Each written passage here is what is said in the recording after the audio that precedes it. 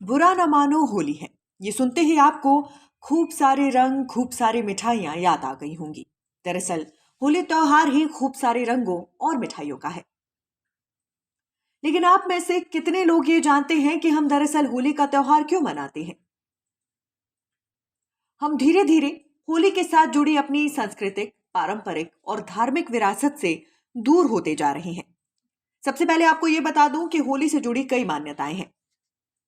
कहा जाता है कि होली का त्योहार बसंत ऋतु का स्वागत करने के लिए एक तरीके के रूप में मनाया जाता है और इससे एक नई शुरुआत होती है। इसी के साथ साथ दूसरी एक किंवदंती भी है जो भगवान कृष्ण और राधा रानी के बीच के मधुर बंधन के इर्द गिर्द घूमती है। कहा जाता है कि यह विविधता के बीच एकता का प्रतीक है। इस पौराणिक कहानी के अनुसार भगवान श्री कृष्ण ने अपनी शरारती भावना से खेल खेल में राधा रानी के चेहरे पर रंग लगाया था और फिर होली की शुरुआत हो गई। इसके साथ साथ एक और पौराणिक कथा भी है जिसके अनुसार राजा हिरण्यकश्यप, उनके पुत्र प्रहलाद और होलिका होली मनाने के पीछे का महत्वपूर्ण कारण है। भगवान विष्णु के प्रति प्रहलाद की अटूट भक्ति थी, लेकिन उनके पिता हिरण्यकश्यप को यह मंजूर नहीं था।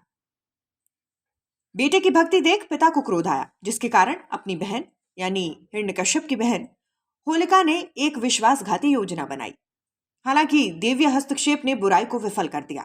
इससे होलिका दहन की शुरुआत हुई और अंधकार पर अच्छाई की जीत का स्थायी उत्सव मनाया जाने लगा। और इसी तरह होली के पीछे की कई सारी कहानियां हैं, कई सारी किंवदंतियां भी प्रचलित हैं। आज होली मनाने के साथ ही अपने घर की नई पीढ़ी को होली से जुड़ी इन धार्मिक कथाओं को जरूर बताइएगा और अपनी धार्मिक विरासत को आगे बढ़ाइएगा। होली का मतलब एक नई शुरुआत और बुराई पर अच्छाई की जीत है। आज के मॉडर्न जमाने में बुराइयां ना सिर्फ समाज में है बल्कि खुद के भीतर भी हैं। अंत चाहे खुद की बुराइयों का हो या फिर समाज की बुराइयों का। नेशन स्पीक्स आप सभी को होली की ढेरों शुभकामनाएं देता है। बुरा न मानो होली है। ये सुनते ही आपको खूब सारे रंग, खूब सारी मिठाइयां याद आ गई होंगी। दरअसल होली त्योहार ही खूब सारे रंगों और मिठाइयों का है। लेकिन आप में से कितने लोग ये जानते हैं कि हम दरअसल होली का त्योहार क्यों मनाते हैं?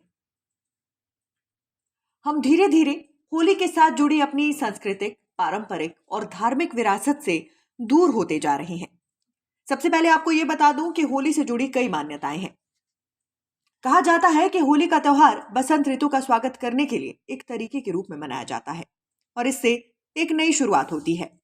इसी के साथ साथ दूसरी एक किंवदंती भी है जो भगवान कृष्ण और राधा रानी के बीच के मधुर बंधन के इर्द गिर्द घूमती है। कहा जाता है कि यह विविधता के बीच एकता का प्रतीक है। इस पौराणिक कहानी के अनुसार भगवान श्री कृष्ण ने अपनी शरारती भावना से खेल खेल में राधा रानी के चेहरे पर रंग लगाया था और फिर होली की शुरुआत हो गई।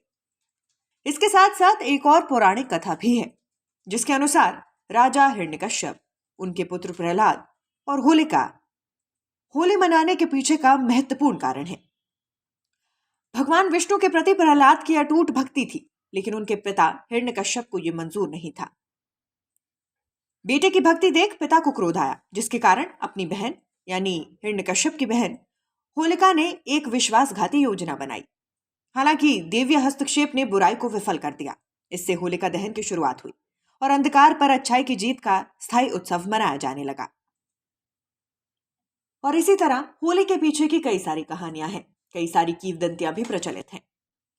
आज होली मनाने के साथ ही अपने घर की नई पीढ़ी को होली से जुड़ी इन धार्मिक कथाओं को जरूर बताइएगा और अपनी धार्मिक विरासत को आगे बढ़ाइएगा। होली का मतलब एक नई शुरुआत और बुराई पर अच्छाई की जीत है। आज के मॉडर्न जमाने में बुराइयां ना सिर्फ समाज में है बल्कि खुद के भीतर भी हैं। अंत चाहे खुद की बुराइयों का हो या फिर समाज की बुराइयों का। नेशन स्पीक्स आप सभी को होली की ढेरों शुभकामनाएं देता है।